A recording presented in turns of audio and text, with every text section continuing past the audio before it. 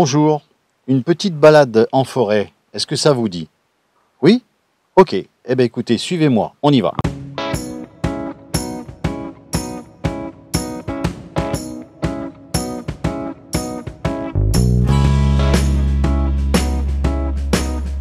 Lorsqu'on arrive dans ce petit village authentique et pittoresque, on est tout de suite frappé par la richesse de son histoire.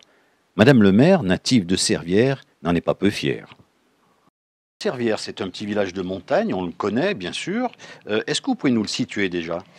Oui, alors Servières se trouve à peu près à 3-4 km de Noirétable, donc on est vraiment à la limite nord-ouest du département. On est limitrophe, on a pratiquement 80% de nos frontières communales qui se trouvent vers le Puy-de-Dôme en fait.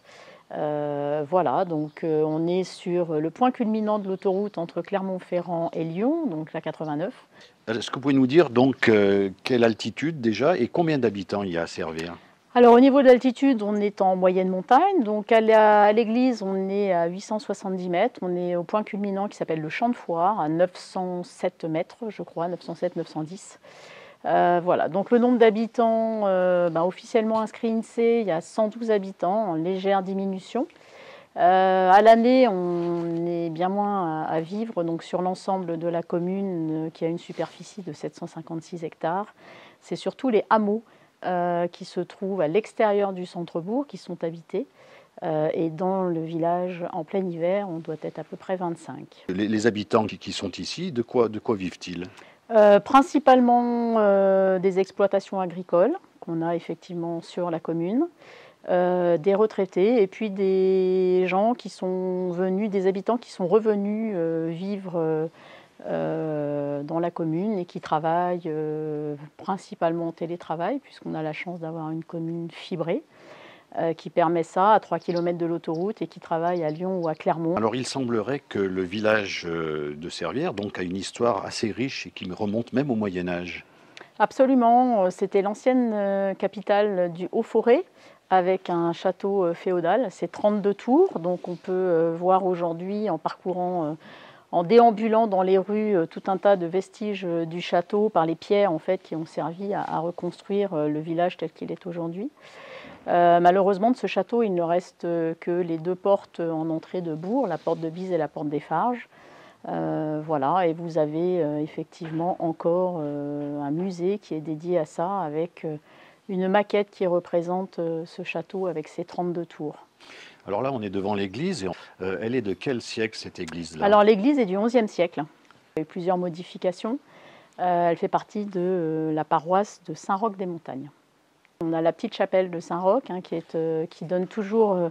que Servières regarde sur ces beaux coteaux en fait, qu'on appelle les fascines, donne effectivement sur cette chapelle, qui est une chapelle qui a été construite à l'époque où effectivement il y avait les premières lèpres, les premières pestes noires, et donc c'était essentiellement pour permettre aux personnes de s'isoler. Et aujourd'hui la chapelle Saint-Roch fait vraiment partie aussi du patrimoine. Ce petit village est quand même très animé par plusieurs associations. Est-ce que vous pouvez nous en décrire un petit peu quelques-unes?